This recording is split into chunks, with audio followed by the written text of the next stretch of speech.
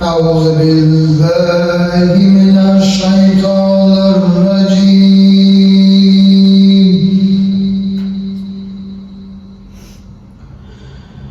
بسم الله الرحمن الرحيم.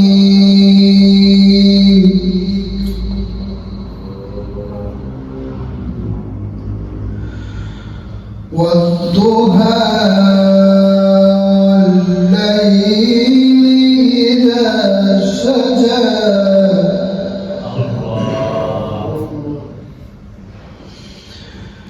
ما ودعك ربك وما قلى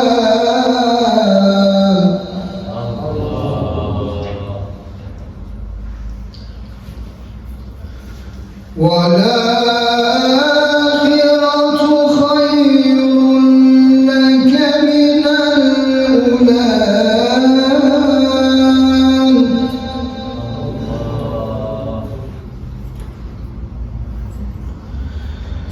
ولسوف يعطيك ربك فترضى.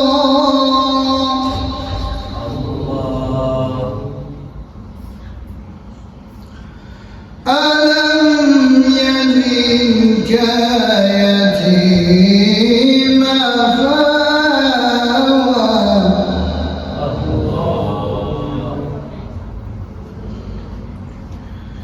ووجدك ضالا فهدى ووجدك عائلا فأغنى.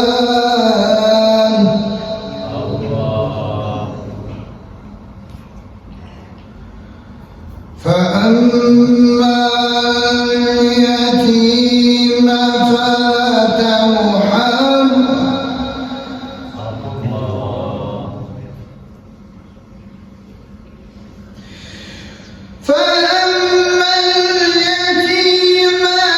فلا تقهر وأما السائل فلا تنهر.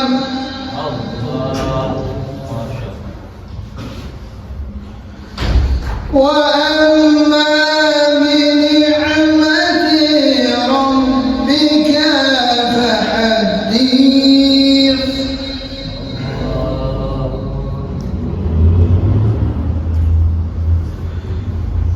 وأما بنعمة ربك فحدث.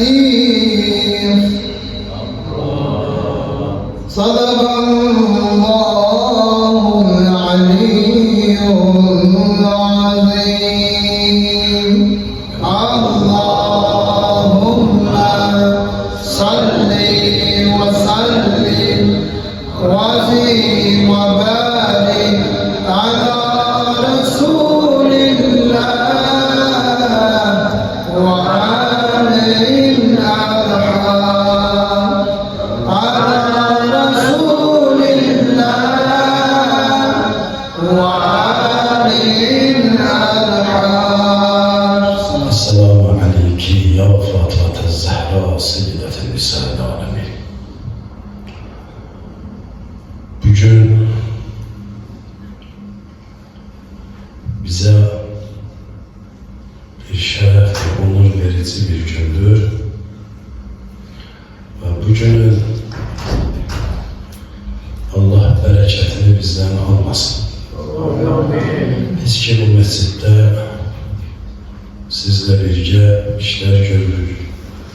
İster Gülümsümün Ola Gezesi olsun, ister Hanım Zahra Sallallahu Aleyha Gezesi olsun, ister Ramazan'da maddi, manevi, fiziki ne kadar yardım gösterenler, elde yaptı işleyenler ve meclise teşrif buyuranlar, Allah bizi dünya ve ahiret ecrimizi versin inşallah.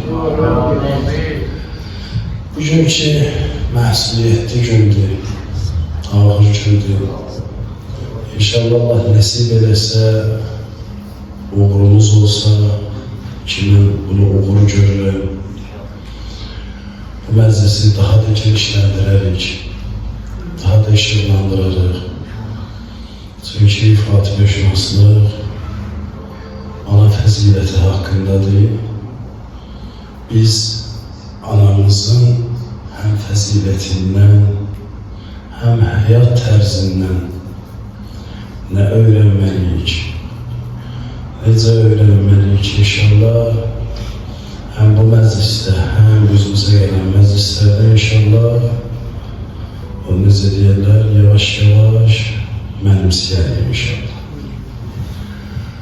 Fatihə şünaslıq sadəcə bir tarixi şəxsiyyəti tanımaq deyil. Yəni bu xanım Zəhra sallallahu əleyhi və səlləm tanımaq, onun şəxsiyyətini tanımaq tək bəs etməz. Çünki xanımın özü bir mərifət məktəbidir. Bir ilahi nurun təcəllisini dərk etməkdir. Bu məktəbin zirvəsində əlbəttə analar anası xanım Zəhra sallallahu əleyhi və səlləm qalır.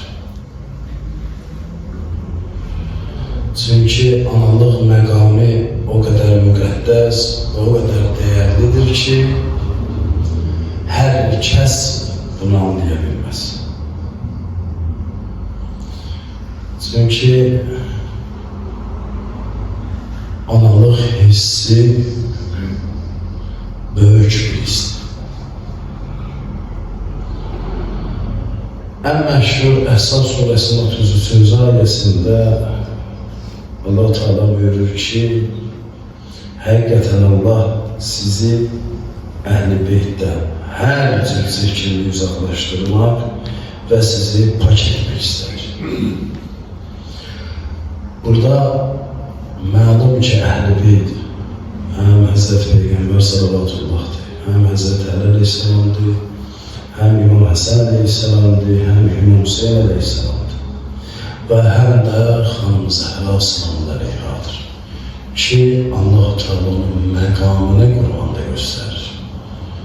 Hər cürə çirkinliyi uzaqlaşdırmaq istəyir və bu əhl-i beyti pak etmək istəyir.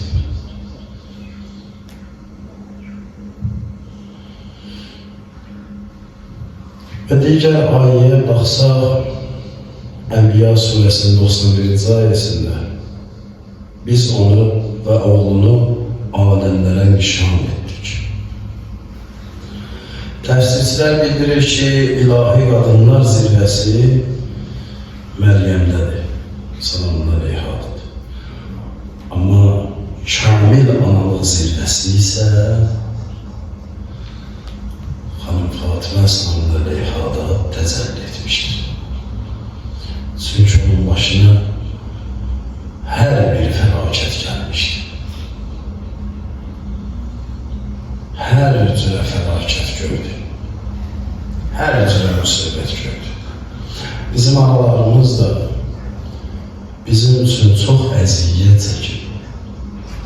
Allah dünyasını dəyişən anaların ruhunu şad eləsin. Qalan analara isə can sağlığı versin.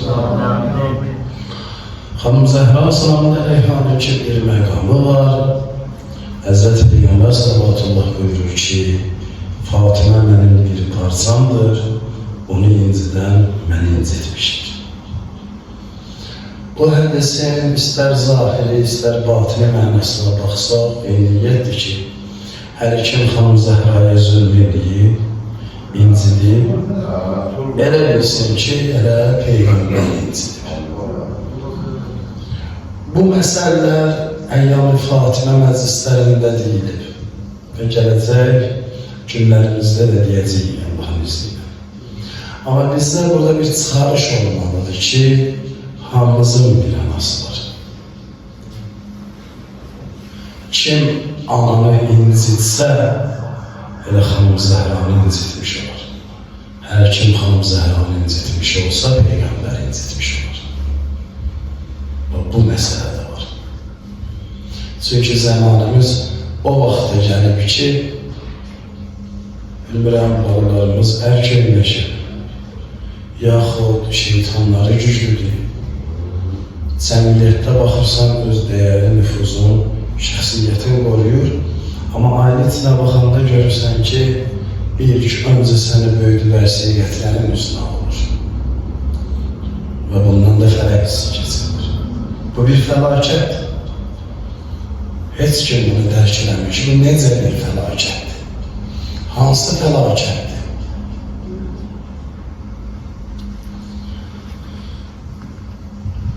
Xanım Zəhra Salamun Əleyhanın bu şəninə gəlmiş hədisə sadəcə bu Peyğəmbərin qızı kimidir. Onun risalət ruhunun davamıdır. Bu cürdə bilməliyik. Çünki risalətin davamı Xanım Zəhra Salamun Əleyhanə olub.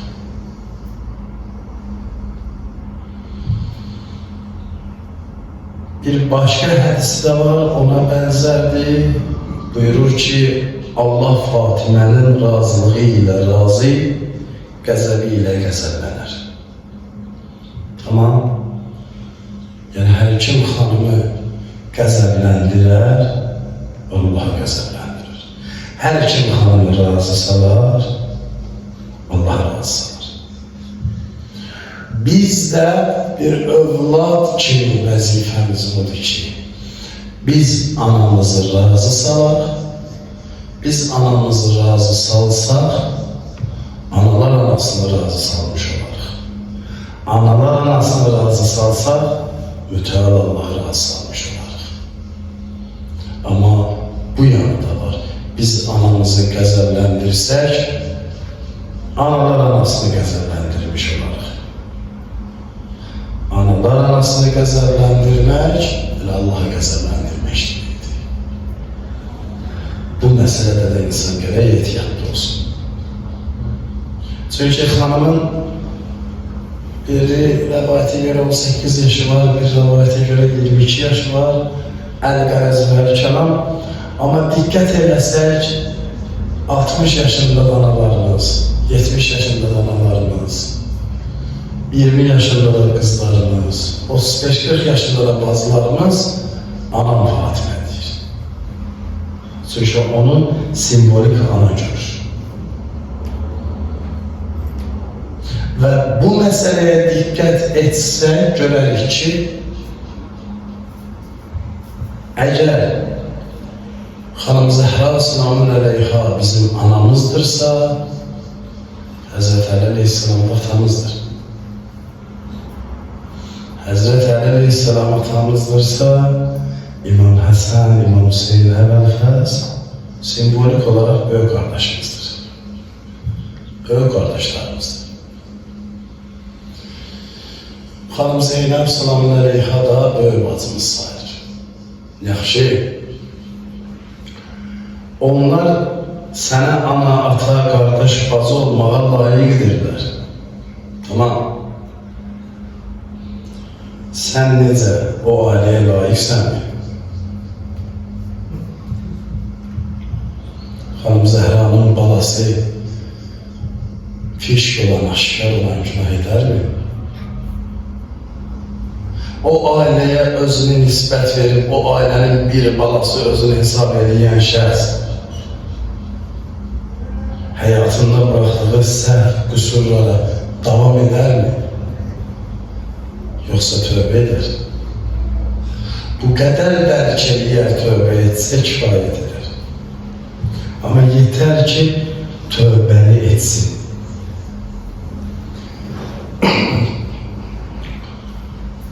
Bu vilayət və ilahi razılıq məqamının zirvəsi Xanım Zəhra Salamun Əleyhadır. Bunu bilin və agah olun, bir mənalıdır. Bir var analıq haqqı, bir de var ilahi məqam. Allah Kur'an'da buyurur ki, biz insana, ata-anasına yaxşılıq etmeyi tövsiye ettik. Hele Kur'an tövsiye edir. Enkabut suresinin 8. ayesinde. Məddahımıza salamat sırrına salavat zikri.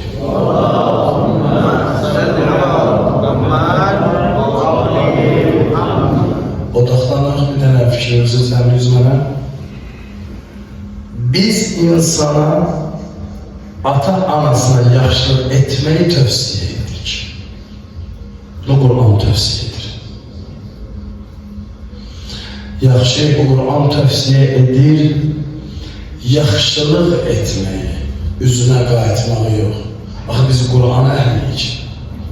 Axı biz alnımızı möhrə qoyuruq. Axı biz duada öz zamanı imamımızın salamatçılığı üçün dua edirik. Məsələnin mərkəzinə baxçınən, kökünə baxçınən ki, Qur'anın tövsiyə etdiyi tərzləri danışırsan, öz atanla, öz ananla, yoxsa həva-i nəfsündən, şeytanın verdiyi qıcıq tərzindən danışırsan. Buna bir dənə diqqət elə. Yaxşılıq, övlad hər zaman yaxşılığında ata-anasına öz əcri savabını aparır. Məxsusən dünyasını dəyişən valideynlərin ruhuna. Ama bizim sözümüz budur ki, ey övlad, nə etsən valideynlərə gedər. Yaxşısansa yaxşı, pissənsə pis olur. Axı Qur'an sənə neyi tövsiyə edir, onu ilə işlə. O cür həyatını qoy ki, deyin ki, çoluk danışmaqla. Valideynlərinizə uf belə deməyin, onlar kafir olsalar da belə. Məsələ budur. Başka bir ayette buyurur ki, anası onu zayıflik üstə zayıfliklə taşır. Anasının özü zayıfdır, sen de bətnində olduğun zaman zayıf üstüne bir zayıfliklə taşır. Yani o halsız vaxtlarında ki, 9 ay səni saxladı. O özünü qorumadığı vaxtı səni qorudu ya ana bətnində. Mən çoxdan da bir jurnalda oxumuşdum tələbə vaxtı. Belə məcaz mənasında deyirdilər. Deyir, bala anadan soruşur ki, ana, ne üçün cənnət sənin ayağının altındadır? Ayağının altında deyəndə, yeni qabağındadır da, ayaqlarının önündə. Ne üçün? Ana da cavabında deyir ki, ona görə mən cənnəti qucağımla geri qoydum, sənə qucağına aldım ona görə.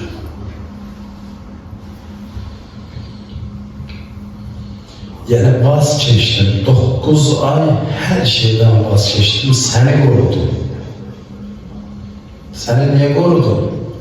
Çünki səni qaşımaq mənim vəzifəmdir. Və müəyyən həddən sonra övlad ki, gəlir çatır bir 15 yaşına, 17 yaşına, 20 yaşına, 25 yaşına nələr edir? Bax, məsələn, kökü budur. Şeyxin salamatçılığına sıra vazı şeydir. Allahümme salli ala Muhammed ve ali Muhammed. Şeyin huzuru söylesin. Loğman suresinin 14. ayesinde Allah-u Teala sənə başa salır ki, sən ana bətnində olduğun zaman nə qədər ana əziyyət çəkdi. Sənin ona verəcəyin yaxşılıq nə ola bilər? Nə yaxşılıq edə bilərsən ki, o daşıdığı müddəti əvəzləyəsən? Nə edə bilərsən?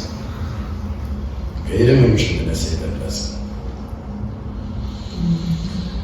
Ana Allah'ın rəhm sifətini yer üzündə təcəllisidir.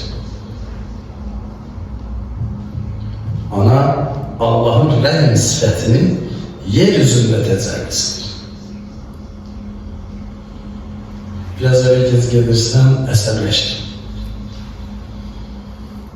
Biraz da gec olur, narahat kalır.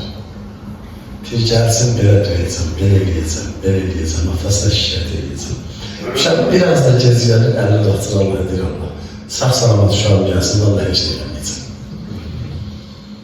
Bu rəhm sifətində. Allah öz rəhm sifətini göstərir də sənə. Ananın özündən baxçının Allahın rəhm sifətini görərsən. Hərif övladlardan ki, anasının simasını ancaq məzar başından görürlər. Nə qədər ki, ananı cisməni görürsən, üzündə Allahın rəhm sifətini gör. Zaman gələcək, sən də bizim kimi ananın üzünü daş məzarının üzərindən görəsən. Allahın rəhm sifəti ondadır. Fatimə sallallahu aleyha analığın ən uca nümayəndəsidir, ən uca nümunəsidir. O yalnız bir ana deyil, o imamların anası, vilayət nurunun qoruyucusuydu. İmamət nurunu qorudu o. İmamət nurunu korudu. Bize imamlarımızın nurunu koruyan şəxs həmin o qadındır. Fatimə bint Muhammed. Allahümme salli ala Muhammed ve ali Muhammed. Bir halda ki onun qucağında İmam Həsən əleyhisselam böyüdü. Onun qucağında İmam Hüseyin əleyhisselam böyüdü. Biz ondan törəyən imamların əgər davranışları olmaq istəyiriksə, mütləqdir analıq hissi ilə, övladlıq hissi ilə, analıq hissinə qoşula bilək. Heç olmasa anamızın ehtiramını onunla sən olan zaman saxla. Çünkü iki nəfərdə Allah özü şahiddir. Her şeyde Allah şahiddir. Ama cəmiyyət içində anacan başqa bir deməyə nə var ki? Baş üstəmə deməyə nə var ki? Çünki cəmiyyət içində demərəm, ya Hacı Maləmi, ya Abdullah əmi, ya Fişət əmi danlayaq, ya o nə tərzisən ananla danışırsan? Bu nə ədəbsizlikdir? O söz mənə gəlməsin deyə nə var cəmiyyət içində bəli xeyirlə danışmağa? Hünərim var, təklikdə rahat danış. Qurban olun de, ananın ayağının altından ötməyə gərək bacarasın. Xülasəsi.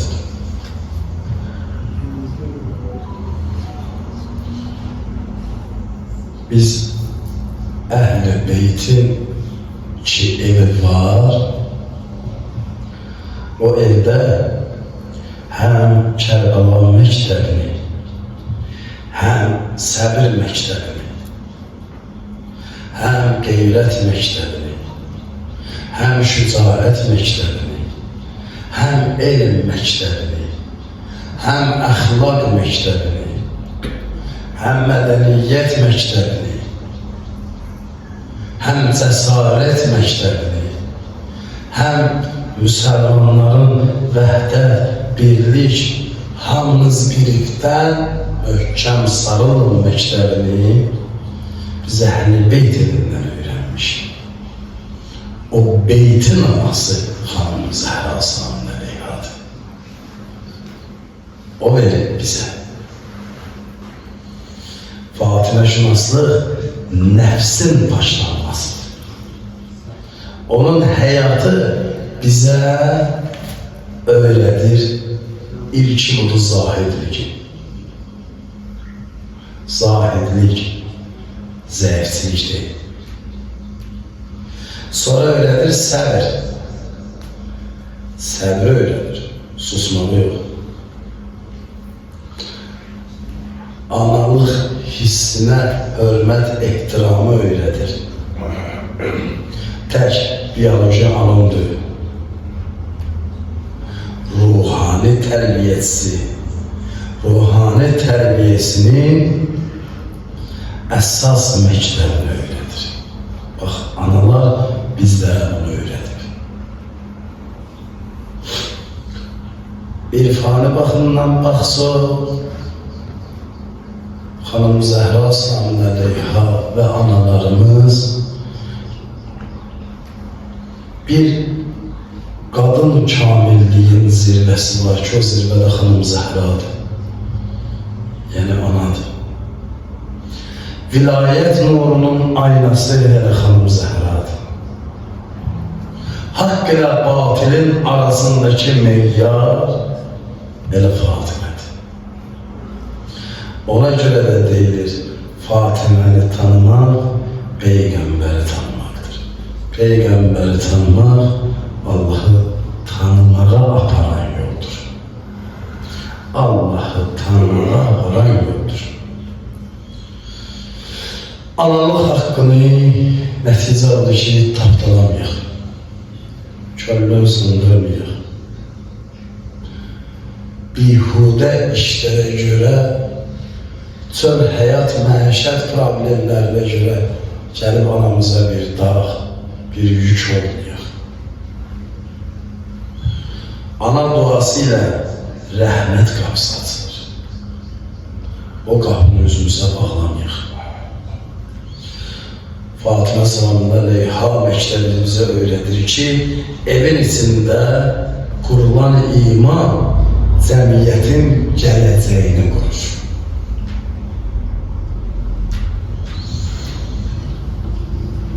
Son sözümdə bu olsun.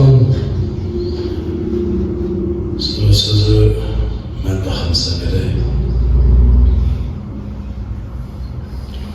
Bir dənə son cümlə deyəcəm.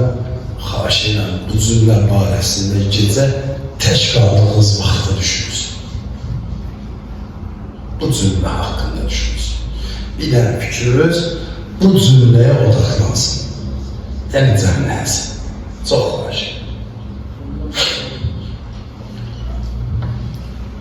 Ananın göz yaşı bəzən min xütbənin, bəzən min xütbədən təsirlidir. Bir ananın bir göz yaşı min xətibin, min xütbəsindən daha təsirlidir. O bir göz yaş damlası sənə nələrin mucizəsini xatırladır.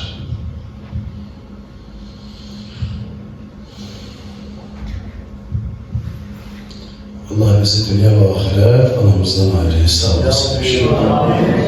Dünyadan kösən nurlarımızın ruhu şadlığına, sağ qalan alanların səhizələrinin olmasına salavat zikir. Allahümme salli ala Muhammed ve ali Muhammed. Xanım Fatimə Zəhra sallallahu aleyhi ve sellem'in adına qurulan məclisdir. Hər kimin ki, ürəyində nə istəyi var, nə arzusu var, nə hazəti var. Bu günlərdə Hz. Zəhra sallallahu aleyhi ve sellem təvəssül eləməyin özü bir böyük mənəviyyətdir. Ramazan ayının artıq 5-ci günüdür. İnşallah ki, Həzrəti Xanım Fatimə Zəhra sallallahu aleyhi ve sellem bizim əlimizdən tutsun, bu məsciddə edilən xidmətlərə nəzər eləsin. Allah əzizdir, Allah cəmiyyən anası bu dünyadan köçənlər ruhlarını şad eləsin. Allah heç kimin qəlbinə o dağı, o otu vurmasın. Qarşıdan da Həzrəti Xanım Fatimə Zəhra sallallahu aleyhi ve sellem ağlar günü gəlir Həzrəti Mövla Əli ibn Əbu Talibin şəhadət günləri gəlir və anası Xədicə sallallahu aleyhanın da şəhadəti gəlir Həzrəti Zəhra anamızın. İnşallah ki, bu məclislərimizdə xidmət eləyərik və anamız xanım Fatimə Zəhra sallallahu aleyha özü nəzər edək inşallah. Allahümme salli ala Muhammedin ve ali Muhammed. Bismillahirrahmanirrahim.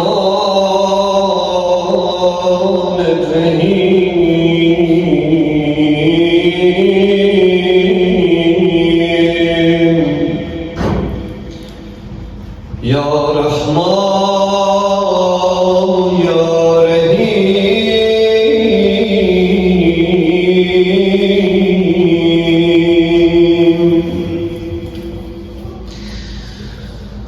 Sallallahu aleyke ya Abdillah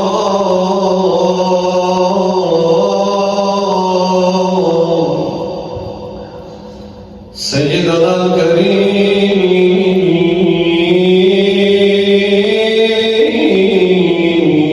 Seyyidina Mazlum Seyyidina Kerim Senedi öyleden aladır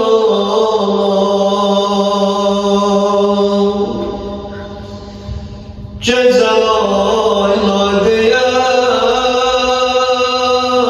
aladır Cezalayla diyen aladır Senedi öyleden aladır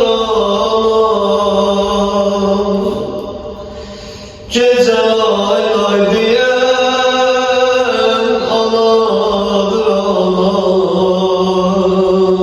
Cezalayla diyen aladır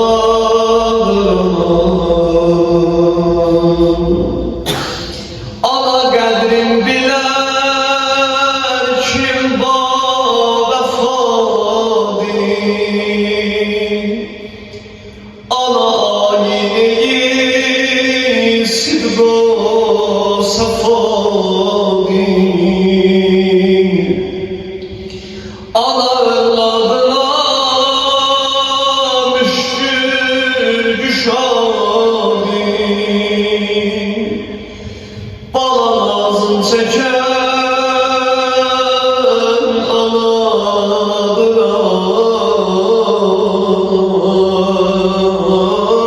Cezalayla diyen anadır Senden alimle bağlandına Senedi öyleden anadır Senedi öyleden Senedi öyleden anadır Cezalayla diyen Cezalayla diyen anadır Cezalayla diyen anadır An olsadır hiç etmezsin dünyada Ay anası dünyada olan mı Anan sazdır hiç etmezsin dünyada Seni istir göre kalbi ulaşan Gözü yumsa diye ey kadri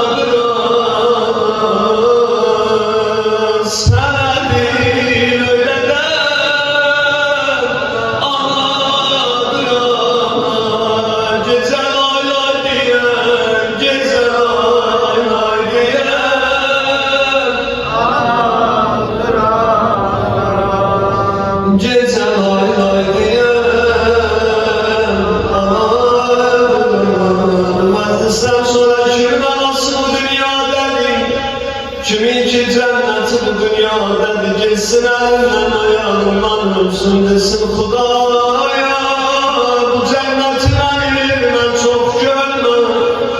Mənim elimin nuru, mənim elimin zinəti, mənim elimin cənnəti Xudaya, mənə çox görmə.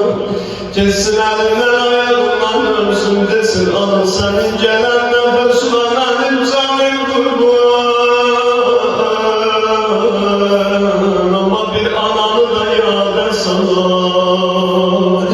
Gəzirdi Fatimə yoldaş dalıca, görüb Zeynəb gəzir qardaş dalıca. Xanım gəldi tənurə baş dalıca, görüb alnını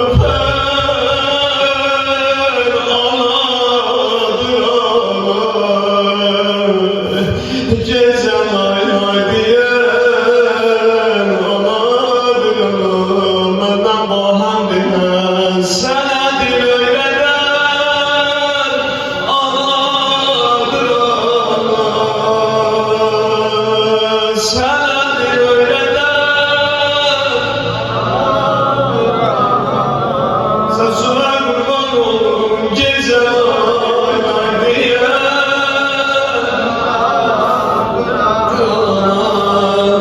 gecə lay lay deyən anadır ana. Anadır tərbiyət etdi şəhidi, Hüseyin tək qəhrəman Rusifidi, müqəddəs qanı xar etdi Yezidi, ona köynək tikən anadır ana. Gecə lay lay deyən anadır ana. Əssalam ey Asimani İsmətin mehparəsi, Əssalam ey sini zərbindən düşən quşvarəsi, Əssalam ey Fatimə, ey gül vücudum xarpən, asitanınə yaralı sinəsin,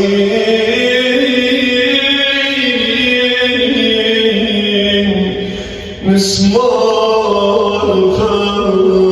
ürəkaynəsin, qəmlərin heç silməz. Gəl gözüm ağlamasın, qəlbi də qəməz silməz vallah. Heç kəs aləmdə Hüseyin tək ana qədrim bilməz. O qədər səsləri gördü, anadan səs gəlməz. Dedi ya Fatimə lütfün mənə yaddan çıxmaz, özgə yad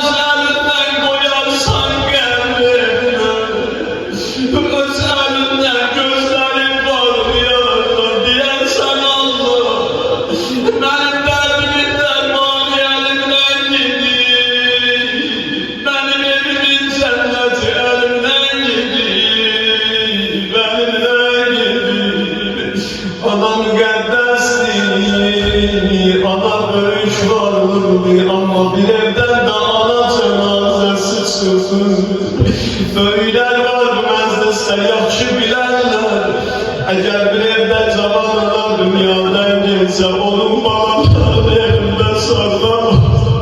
Onun balalarına paralar komşunun evine, kohumun evine.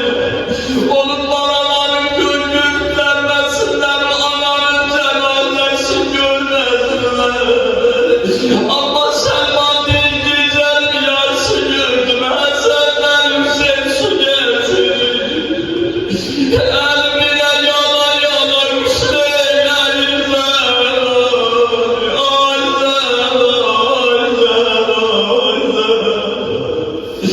Zara dur balalar var sesin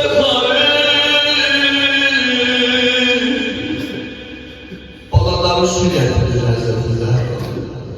Gördü Selman belə bir mənzərə qəlbi alışır. Ananın qusluğuna canlarında uşaqlar su Gördü Selman belə bir mənzərə qəlbi alışır. Ananın qusluğuna canlarında uşaqlar su daşdı. Allah belə müsibət oldu. Heç bir evdə, heç bir kənddə, heç bir qəsbədə görünməyib o.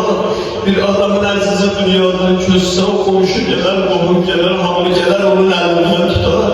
Amma Mövla əlinin əlindən bir nəfər tutmadı, bir nəfər demə daha başın sağ olsun. Həsənlə Hüseyin su gətirir. Mövla əli, məzlum canla bizim canımız qurbanlarını da şəhadəti gəlir. Amma qusul verənlər, Esma deyir, gördüm qusulun bir yerində Mövla əli, əllərini çəkdi qusuldan, elə hönkürtünə Mövla. Bunu hamı oxuyur, bütün qardaşlarımız oxuyur, bütün rozaxanlarımız oxuyur. Amma orada bir yer var, oradaki Həsən Hüseyni ağlam edirdi, dedi, mənim balalarım ağlayanda soğucadan ağlamıyor, səsinizi eşitməsinlər. Mən sual verirəm hamınıza burada, birinin ana sözü, sonra demək olar yavaş ağlar. O da demək olar yavaş ağlar, o da demək olar ağlama. Amma Mövla o qədər məzlum idi, dedi, mənim balalarım ağlayanda soğucadan ağlamıyor. Onlar ətəkləriyle ağızlarım ağlayıp ağladılar. Esma deyir, gördün qusulun yerində Mövla əli, əllərin çəkdi qusuldan, elə hönkürtüyle ağladı. Elə ürəkdən ağladı, dedim, əli çağır Mövla, balalarımı sacid eləyərsən, amma burada hönkürtüyle ağlayırsan, edərsin o ağzlarına, qusul verərlər, sularlarını qalarlar, deyir. Onun siyləsindən İsmail aləsi utandırdı bəni, utandırdı bəni. Səslərim yazar,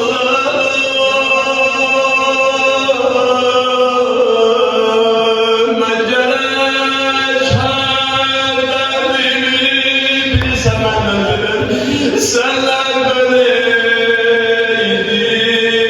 bölmədim. Mən gərək hərdəmimi səndən böleydim, bölmədim. Mən sənin qusul verən saat öleydim, ölmədim. Ölmədim, qaldım cənazən, üstəsinə darladım. Ölmədim, özəllərim, gözlərimi parladım. Yalan ezəra,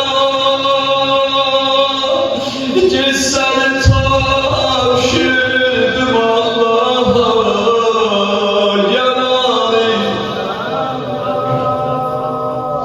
gizsəni tapşırdım Allah'a. Yalan ezəra, Mevla'nın şəhadətinə şahid.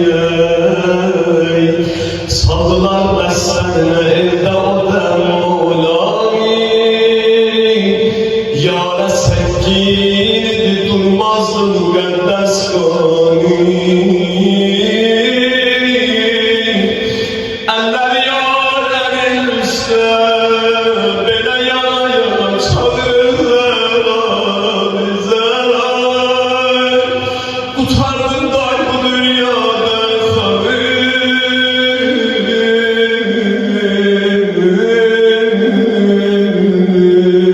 aman alem senin mezlumiyetine kurban olmuşsun ya Abdüllah. 7 nefer ile Hazreti Zehra'nı apardılar qəbristanı bəqiyle. Hazreti Muğla Ali'nin cenazesine hareket veren oldu. Ama Hazreti Zehra'yla bahem, Hazreti Emir-el-Mu'min'le bahem, bu ata anayla bahem inşallah gider Kerbela'ya. Ama bir ata da dünyadan gitti, okların içinde, yaraların içinde, nizenin içinde, 3 gün 3 gece kaldı İstanbul'un üstünde. Bir nefer başını almadı bizi üstünde desin. Bir nefer başını bizi üstü alan olmadı. Balaların sesleri kaldı gözlerine baktı. Böyleleri yaşıyorum onlarla. Bir gözüne baktı nehriye geberler. Yıkılıp kardeşiyle. Ay Kerbela'nı ziyaret eyleyenler.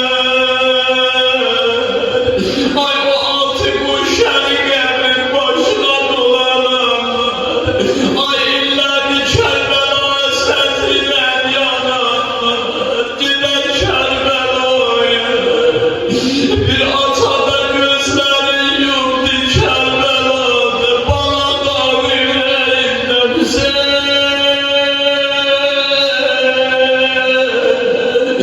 mübarek Ramazan ayında. Ay her senin su içmenden Hüseyin'i yad ezalar.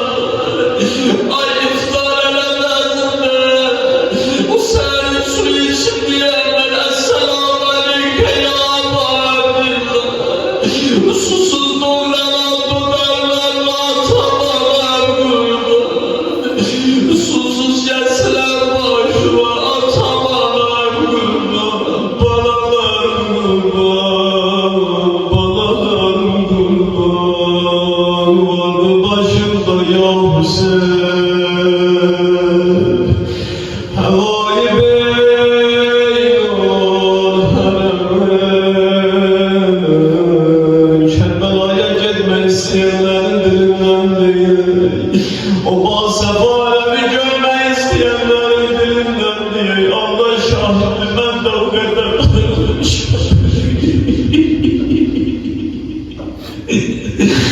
vardı başımda ya Hüseyin. Havayı beyon haremin. Salar behişli yadına. Sefayı beyon haremin. Görmemişim behiştiler. Menziletini işitmişim. Görmemişim behiştiler. Menziletini işitmişim. Yoktu behiş daha çetin. Kerbela'ya gitmişim. Yoktu behiş daha çetin. Kerbela'ya gitmişim. Görmemişim behiştiler. Menziletini işitmişim. Yoktu behiş daha çetin. Kerbela'ya gitmişim. Yoktu behiş daha çetin. Kerbela'ya gitmişim. Teller sıkanda ağladım. Nalemelere bir yedim. Rehber-i karivan dedi. Bu telli Zeynep'in yedi. Nale sesi gelir odan. Zemzemi rügeyedi. Aktarır aşiyanesin. Humayı beynul heremin. Görmemişim behiştiler.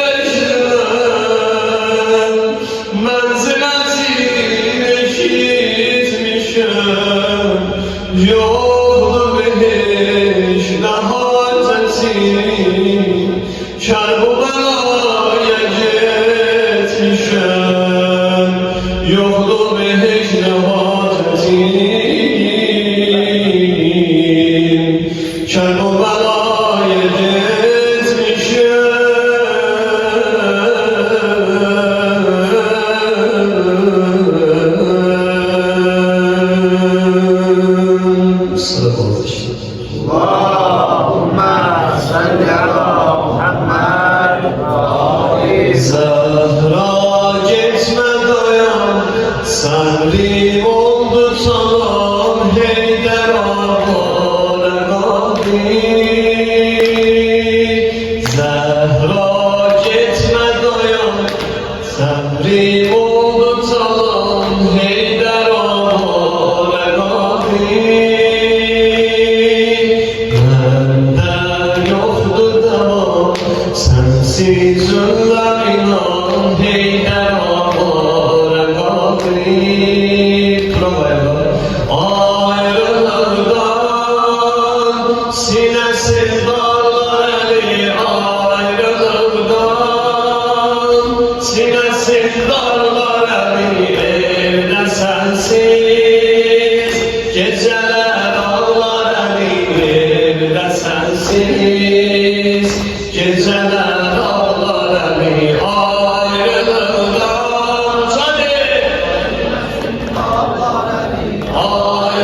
ayrılıktan sinesi darlar eli, evde sensiz geceler ağlar eli, geceler ağlar eli. Vay bilmemişem, aşkın silmemişem, bu göyermiş üzümden.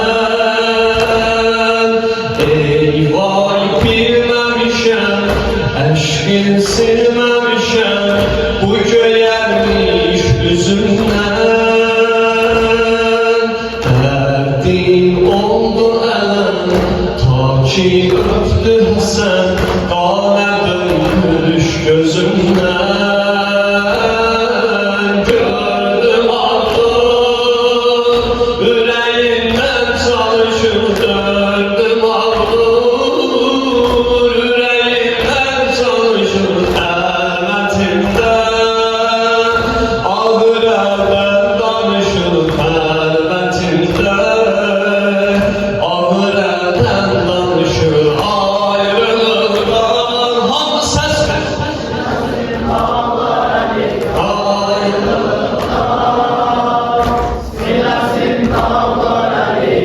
Evde sensiz, evde sensiz, ağlar eli sensiz. Hem nefesim dünyadır nefesim, dünyadır nefesim, ölümdür lizatım, Heydar ağlara kadir. Kader eyleyerem, ömrü eyleyerem, bin sefari hayatım. Kalbimi pencere yüzünden, kalbimi pencere yüzünden, dur dua et, sen ile bende dur dua et. Ben ölüm ayrılıktan sinesi ayrılıktan sinesi dağlar eli, evde sensiz geceler ağlar eli, evde sensiz geceler ağlar. Bir de uca ayrılıktan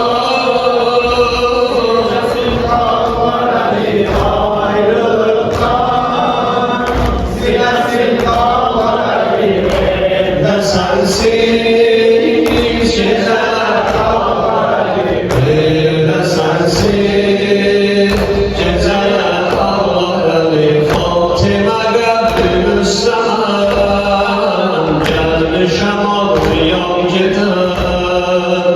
Fatıma gönlüm üstten, gelmişem ağlayan gider. Evde yatır Hüseyin Hasan, gelmişem ağlayan gider. Evde yatır Hüseyin Hasan, gelmişem ağlayan gider. Fatıma gönlüm üstten, gelmişem ağlayan gider. Diyor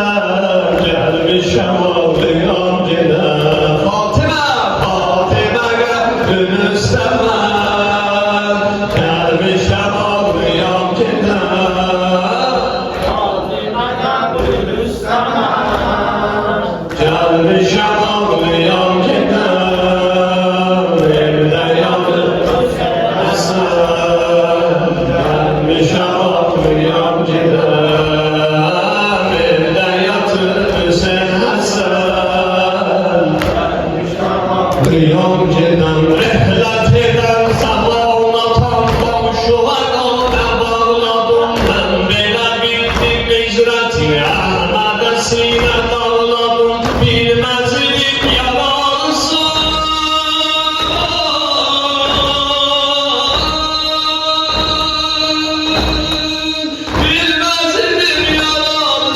bilmezlik yalansın sen gece gündüz anladın İndi o sirk olur eyyam gelmiş hem ağlayan gider İndi o sirk olur eyyam gelmiş hem ağlayan gider gelmiş hem ağlayan gider Fatıma gönlünü istemem Fatıma gönlünü istemem gelmiş hem ağlayan gider evde yatıp ağlayan gider sen evime gelince kapıda yok ikisin olan kıssalardan her zaman gözyaşım eyledir ama Kıssalardan her zaman gözyaşım eyledir ama Seynalar usta olan zaman Seynalar usta olan zaman Kahvebine giden zaman Fatıma neyleyim Fatıma neyim ondan Gelmişem ağlayan gider Fatıma neyleyim ki ben Gelmişem ağlayan gider Fatıma gönlünü istemez Gelmişem ağlayan gider De Fatıma gönlünü istemez Gelmişem ağlayan gider Yatıp Hüseyin Hasan Gelmişem ağlayan gider Nokerem ve Fatıma Can Nokerem ve Fatıma Can Susuzam Kevser ve Fatıma Can Susuzam Kevser ve Fatıma Can Nokerem ve Fatıma Nokerem ve Fatıma Can Susuzam Kevser ve Susuzam Kevser ve Fatıma Can Sen Hüseyin-i Hasan'ın maderisin Sen Hüseyin-i Hasan'ın maderisin Mustafa'nın o gülün o berisin Mustafa'nın o gülün o berisin Sen vilayet şahının yaverisin Sen vilayet şahının yaverisin Can feda sen geri ve Fatıma Can Can feda sen geri ve Fatıma Can Nokerem ve Nokerem Susuzam Kevser ve Fatıma Can Susuzam Kevser ve Fatıma Bir de eşkine Nokerem ve Susuzam Kevser ve Susuzam Kevser ve Fatıma Can Kevser ve Fatıma Can Her güne yuhline bir batmayacak Düşmenin kâme hanım satmayacak Her güne yuhline bir batmayacak Düşmenin kâme hanım satmayacak Fatımiye Alev'in yapmayacak Fatımiye Alev'in yapmayacak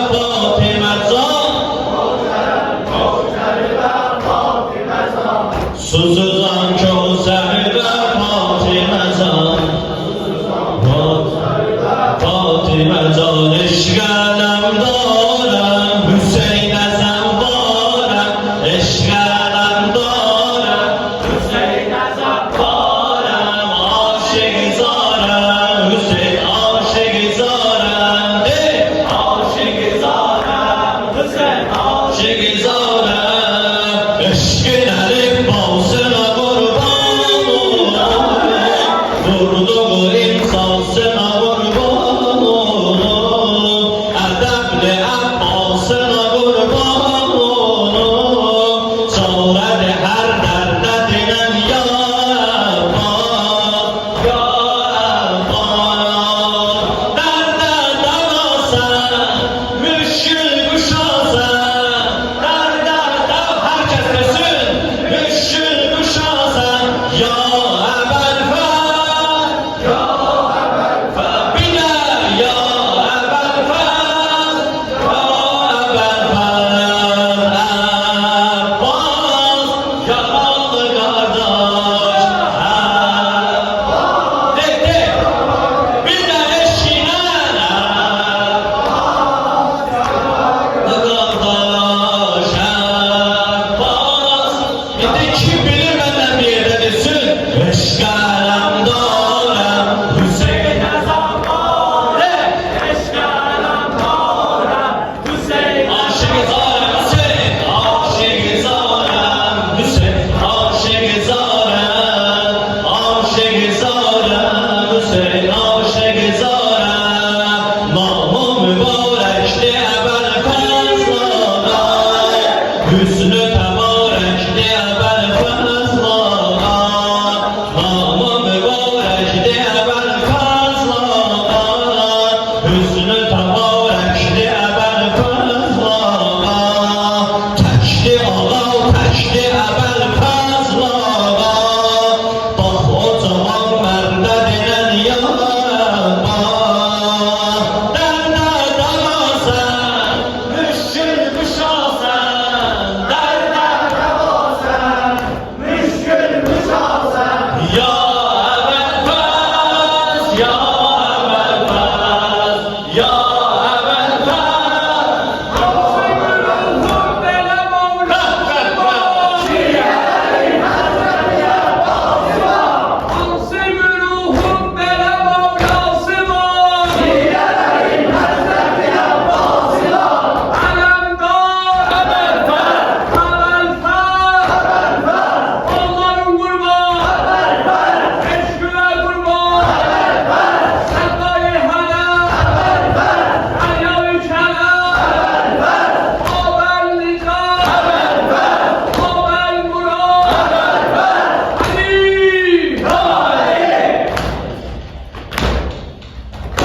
Alovlandı, uzaldı şöleler, kapı alovlandı, uzaldı şöleler, yanar o üstünde, kızardı mihler, atılsa der mismar, görün haradeye, vuruldu bir zerbe. Sözü kurtardılar ona sepasümden yol üstte durdular benim yanımda öz anamı vurdular Zeynep'in yanında Kavser ağladı Zeynep'in yanında Kavser ağladı Fatıma yıkıldı Zeynep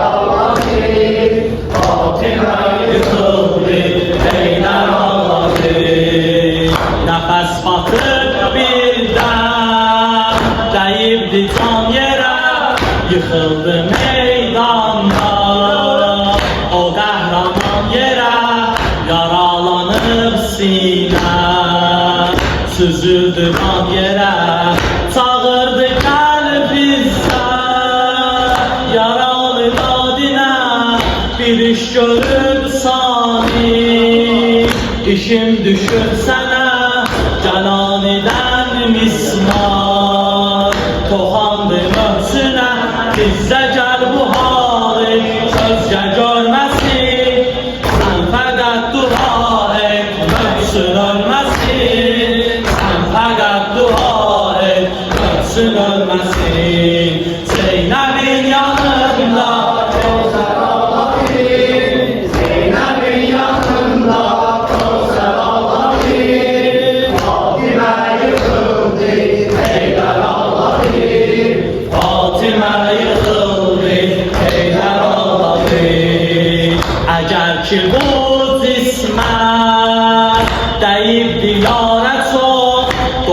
Onlarca derdim var, elimde çare yok, mənə değen mismar.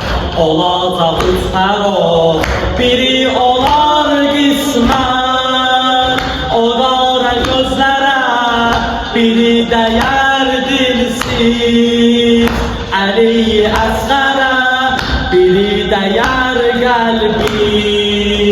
Şəhidi bir sərə, qəm o qəlbi bir də sıxsan eylərəm. Üzbərox kürəkdən çıxsan eylərəm. Üzbərox kürəkdən çıxsan eylərəm. Allahümme salli ala Muhammedin ve ali Muhammed. Səmrəvad qarə çəkin göz başın üstə. Qəbrin tozu əyləşməyətə, göz yaşım üstə. Əşqinə yazım ya kəfənə, ya başım üstə. Sən bil anam canı Hüseyin, gəl başımızın üstə. Allah kabul etsin. Azadınıza kardeşimiz, yani kardeşimiz, sınavdanlar, nasıl iştirak edenler, hamısının sağlamasıyla selamlar. Şeytanlar. Ya Rabbi. اللهم إنا نسألك ونذكرك باسمك العظيم الأعظم الأعز الأجل الأكرم بمحمد وعلي وفاطمة والحسن والحسين يا الله يا الله يا الله يا الله يا الله يا الله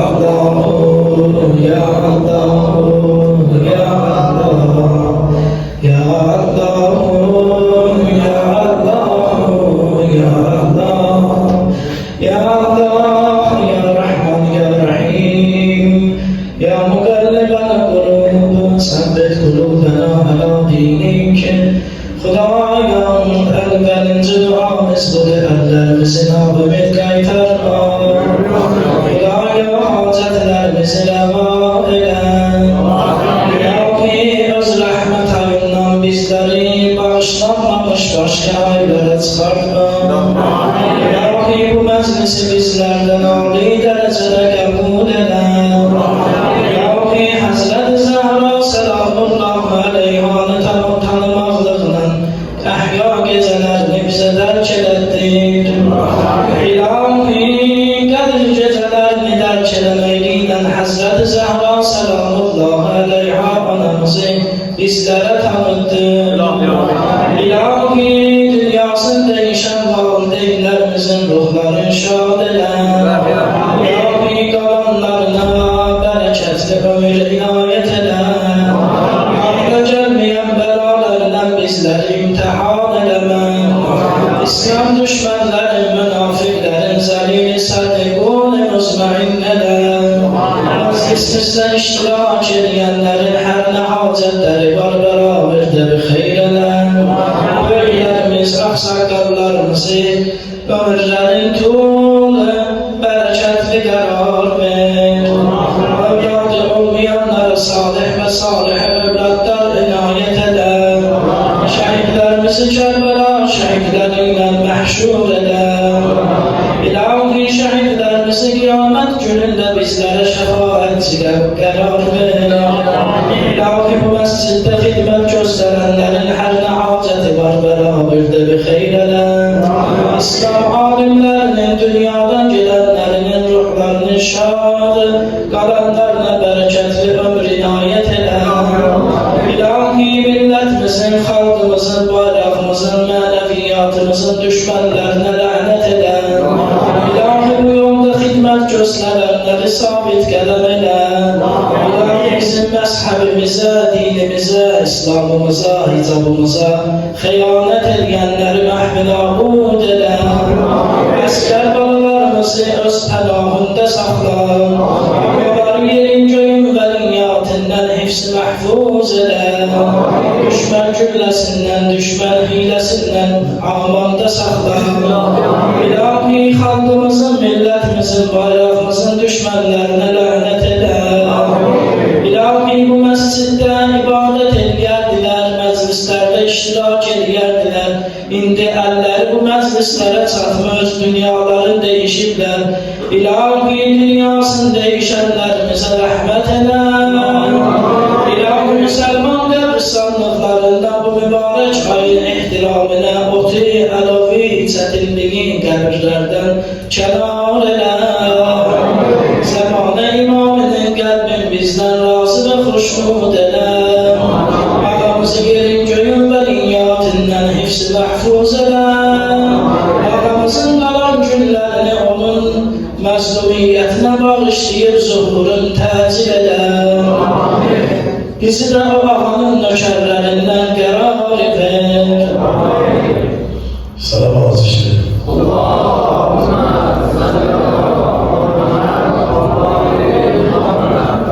Esselamu aleyke ya Abdullah, Esselamu aleyke ya ibn Resulullah, Esselamu aleyke ya ibn Amiril Mu'minina ve ibn Seyyidil Vesiyyin, Esselamu aleyküm ya zemen şüheda ve rahmetullahi ve berekatuh. فيا ليتنا كنا معكم فنفوزا فوزا عظيما. السلام عليك يا غريب الغرباء، السلام عليك يا ابن الزفار، السلام عليك يا سلطان يا ابا الحسن يا علي بن موسى رضا روحنا فداك ورحمة الله وبركاته. السلام عليك يا مولانا يا سيدي صاحب الزمان.